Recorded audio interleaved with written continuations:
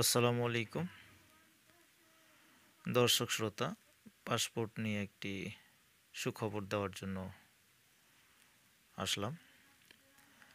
আমি ৪ মাস আগে একটা ভিডিও দিয়েছিলাম যেখানে পাসপোর্ট অফিসে অভিযান করছেন সেনাবাহিনী এবং ঘুষখোর অফিসারকে উচিত শিক্ষা দিচ্ছেন। খাবো দরকার হলে আমি রিকশা চালা খাবো। আমার একটা মেয়ে আছে ভাই, হইছে এবার আপনার সাথে কে কে জড়িত? আপনি বলেন, আপনি কোনোদিন কোন কাস্টমার একজন ক্লায়েন্ট যখন আমার কাছে আসে যে আমি পাসপোর্ট করবো, তখন পাসপোর্ট করতে যদি ৬,০০০ টাকা লাগে, তখন উনি বলে আরো ২,০০০ টাকা এক্সট্রা লাগবে। এটা সে প্রতিনিধি করে ২,০০০ টাকা এক্সট্রা কেন লাগবে? আমাদের পাসপোর্ট অফিসে টাকা দিতে হয়।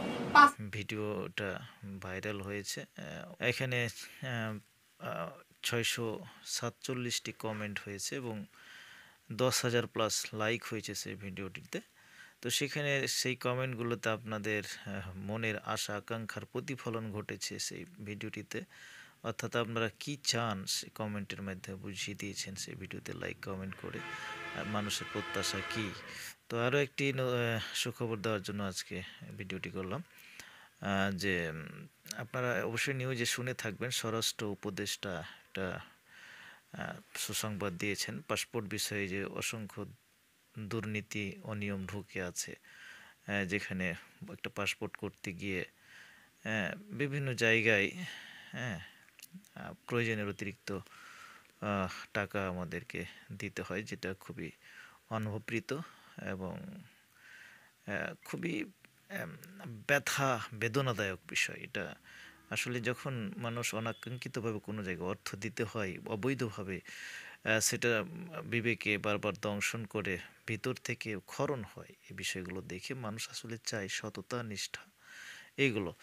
তো তাই যাই হোক, একটা আরও এটা খুব খুশি হয়েছে, আপনারা দেখেছেন স্বরাষ্ট্র উপদেষ্টার বিষয়টি যে পাসপোর্টে যতগুলো হ্যারাসমেন্ট রয়েছে তার মধ্যে পুলিশ ভেরিফিকেশন একটি। এটা মানে পাসপোর্ট প্রক্রিয়ার যে যতগুলো জটিলতা বা অনিয়ম রয়েছে, যদি ভেরিফিকেশন পুলিশ ভেরিফিকেশন স্বরাষ্ট্র উপদেষ্টা পুলিশ ভেরিফিকেশন উঠিয়ে দেওয়ার কথা বলেছেন। যদি জাতীয় পরিচয়পত্রের মাধ্যমে এটা পাসপোর্ট করা হয় তাহলে ভেরিফিকেশন আর থাকবে না।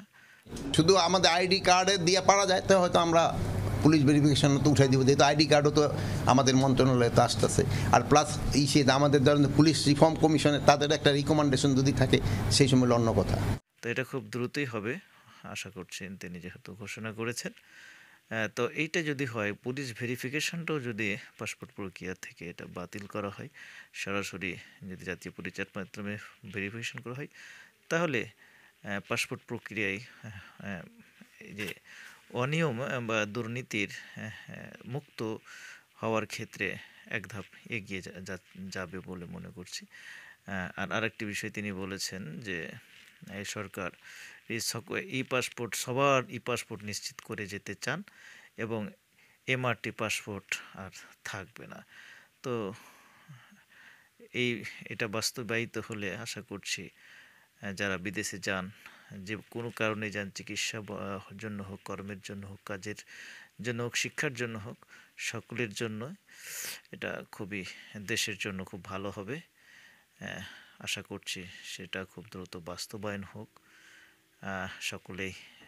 সকলকে আল্লাহ ভালো রাখুন, সুস্থ রাখুন। আসসালামু আলাইকুম রহমতুল্লাহ।